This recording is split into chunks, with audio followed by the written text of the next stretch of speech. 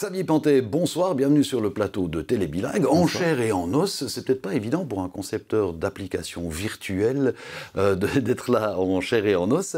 Alors on va parler de cette nouvelle application développée par Pindex, Belley 1790. Alors en deux mots, qu'est-ce que c'est? Alors c'est une visite guidée interactive à faire sur smartphone qui se déroule à Belley, qui retrace en fait l'histoire de l'abbatiale et du pensionnat dans les années 1790. Mais alors pour pouvoir utiliser cette application, qu'est-ce qu'il faut comme appareil? Alors n'importe quel smartphone plus ou moins moderne, comme on en trouve sur le marché aujourd'hui, et puis simplement télécharger l'application depuis le Google Play Store ou bien l'App Store. Elle est gratuite et ça peut être fait très facilement à la maison, comme n'importe quelle application. D'accord, donc n'importe quel touriste moyen avec un téléphone relativement récent arrive à faire fonctionner le truc? À condition de savoir se servir du téléphone, oui. D'accord. Et si on suit cette visite guidée avec l'application, ça va nous prendre combien de temps? On doit rester 3 heures à Belley? Non, il faut compter à peu près 1 heure. Après, ça dépend si on s'intéresse à tout le contenu ou si on veut juste aller sur les parties qui nous intéressent le plus. Mais 1 heure, c'est ce qu'il faut compter pour avoir une bonne vue d'ensemble. Et quand on parle du site de Belley, c'est pas encore tout le site de Belley, hein. Là, vous êtes surtout sur l'abbatiale et l'ancien cloître, mais par exemple, la maison de la Tête de Moine ne fait pas encore partie de cette application. Non, pas encore. C'est des synergies qu'on essaye potentiellement de développer pour créer une offre touristique un petit peu plus large à Belley. Pour l'instant, il n'y a rien qui a encore été concrétisé à ce niveau-là.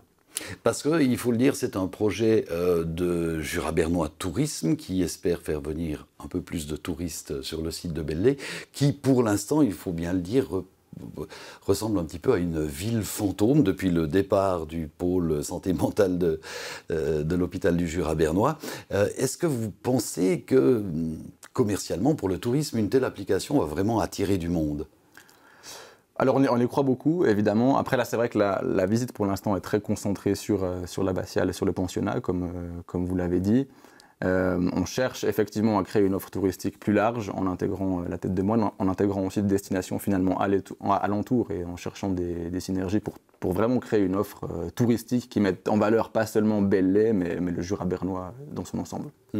Et une des particularités de cette application, c'est que c'est pas juste quelqu'un qui lit le dépliant publicitaire ou touristique de Belley, mais vous avez essayé de rendre ça vivant en intégrant de véritables personnages, en faisant ce qu'on appelle dans le jargon journalistique moderne du storytelling, donc que les gens se sentent vraiment dans cette époque, en 1790, dans le quotidien des gens. Comment est-ce que vous avez fait pour trouver ces personnages? Est-ce qu'ils sont tous réels?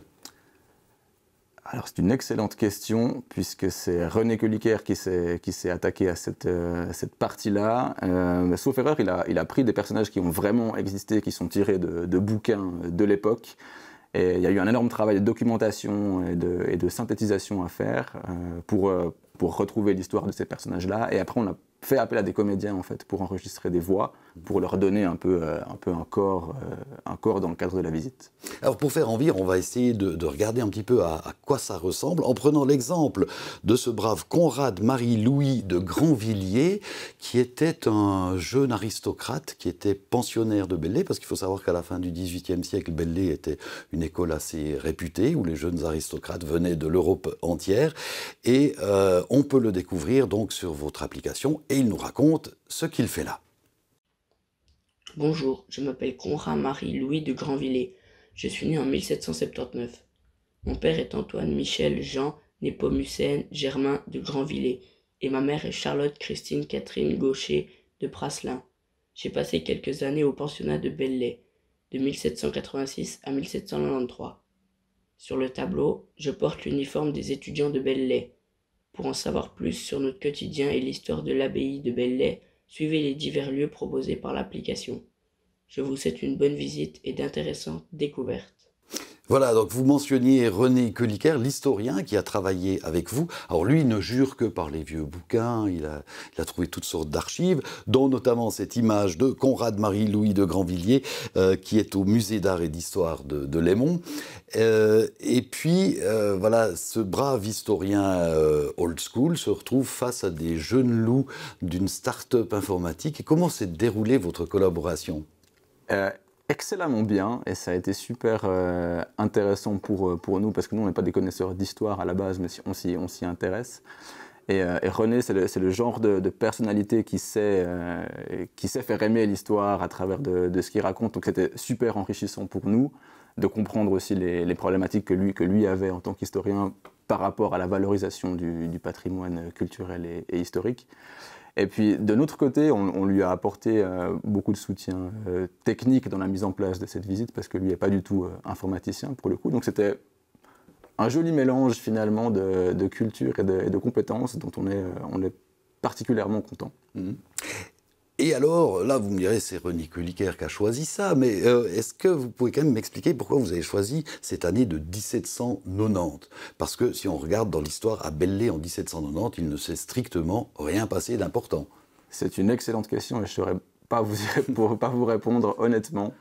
C'est vrai que nous, on s'est focalisé vraiment sur la partie technique du développement de l'application, mettre le contenu dans l'application pour tout ce qui est vraiment le storytelling, comme vous mentionniez, la sélection des faits, le titre, tout ça, c'est vraiment le travail de René.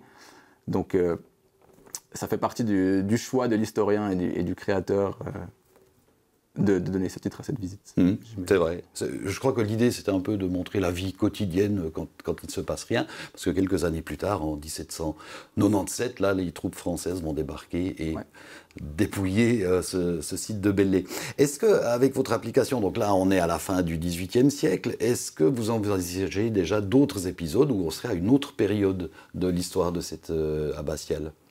Alors pour Belley, on n'a pas encore discuté. On travaille sur d'autres projets avec d'autres acteurs ailleurs en Suisse romande. Pour Belley, pour l'instant, c'était vraiment l'idée de faire déjà cette première base, de voir comment on pouvait intégrer l'application aussi avec les longues vues qui se trouvent à Belley, d'avoir cette synergie en fait entre le digital et des objets physiques. C'est une collaboration qu'on espère pouvoir développer par la suite avec René, surtout que ça s'est super bien passé jusqu'à maintenant, mais on n'a pas encore discuté de ça. Oui, vous parliez des longues vues, qui est l'autre versant du projet, où c'est simplement des longues vues, on peut regarder dedans sans avoir de téléphone. C'est pour les gens qui ne manieraient peut-être pas bien leur smartphone, ou c'est un complément ? C'est vraiment un complément, en fait. Les longues vues donc, permettent de voir à quoi ressemblait le bâtiment à l'époque, un peu comme la réalité augmentée, mais version physique. Nous, on apporte d'autres médias, on apporte de l'audio, par exemple. À l'intérieur de l'abbatiale, on peut voir à quoi ressemblait l'abbatiale à travers la longue vue, et puis on a retrouvé des enregistrements d'orgue, par exemple. Donc en mettant les écouteurs et en regardant à travers la longue vue, on peut se faire une image de à quoi ressemblait, enfin, quelle expérience on pouvait faire à l'abbatiale à l'époque. C'est vraiment ce mélange des deux technologies qui permet de faire ça de manière assez élégante. Donc vous êtes cofondateur de cette start-up Pindex qui s'est spécialisée justement dans ces visites guidées, plutôt touristiques. Vous avez fait une première expérience à Saint-Imier, vous avez une autre expérience qui tourne à Courgémont pendant quelques mois. Et est-ce que vous avez trouvé des clients ailleurs que dans le Jura bernois ? Absolument. On a aussi une visite sur le site d'Evologia, dans le canton de Neuchâtel à Cernier. Et puis 2 visites qui vont voir le jour prochainement en Valais, à Anniviers et à Sierre. Qui sont 2 visites en fait qui se répondent, donc c'est un projet collaboratif entre 2 destinations touristiques et nous, qui devrait voir le jour normalement entre le mois d'octobre et le mois de novembre. Et alors j'ai dit start-up parce que c'est tout nouveau et que ça fait bien de dire start-up. Est-ce que à présent vous arrivez déjà à en vivre de vos activités ? Oui. Alors on en vit, on arrive à se rémunérer, à se tirer des salaires finalement pour ce qu'on fait. Donc ça c'est vraiment la nouvelle positive. Après on n'entend pas s'arrêter là, on a envie d'aller plus loin pour la suite. Donc, Et est-ce que vous avez d'autres projets d'application dans d'autres domaines, des choses qui n'auraient rien à voir avec les visites guidées ? Alors d'autres projets d'application non, mais c'est vrai qu'on s'est rendu compte avec ces visites guidées qu'on arrivait à deux limites en fait de notre système. La première c'est que les visiteurs vont pas volontiers venir, enfin vont pas faire le déplacement sur un lieu pour faire une visite. Par contre, quand ils y sont, ils sont assez enclins à la faire. Et le deuxième aspect, c'est l'aspect création du contenu. C'est vrai que René, il n'a pas compté ses heures pour ce projet, mais on se rend compte que la valorisation de la création du contenu pour ces visites, c'est un vrai challenge, c'est très très compliqué. Et c'est les 2 problématiques sur lesquelles on est en train de travailler actuellement pour construire sur cette base qu'on a, mais développer un produit touristique plus large, à plus large échelle, qui permettrait de faire venir les gens sur place, tout en apportant une solution intéressante financièrement pour les créateurs de contenu. Très bien. Eh bien, Xavier Pantet, merci beaucoup pour toutes ces explications. Une application donc qui est à découvrir sur place à Belley à partir de maintenant. Ça tourne déjà? Exactement. Voilà. Merci beaucoup. Merci à vous. Voilà, c'est la fin de notre entretien du jour. J'espère qu'il vous aura intéressé et qu'il vous aura donné l'envie, pourquoi pas, d'aller faire un tour à Belley et d'essayer cette nouvelle application.